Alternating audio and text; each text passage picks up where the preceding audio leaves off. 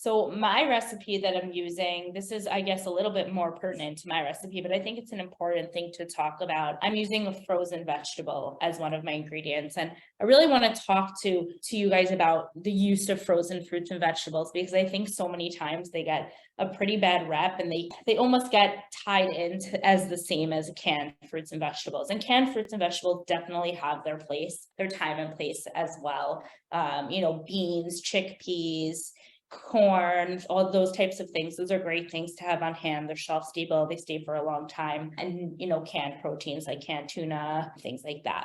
But frozen fruits and vegetables are actually really entirely different. They actually keep pretty much all of the same nutrients as the fresh produce. And that is because they're frozen at peak ripeness. And so when a fruit and vegetable is at peak ripeness, that is when it has all of its nutrients, essentially all of the nutrients that it has to offer. That is, when they have all of them or most of them. So, frozen fruits or vegetables are great options to have. They're, relatively inexpensive. We can keep them in the freezer for a long time. They're great to use, last minute. If we need a vegetable, we can take them out, roast them.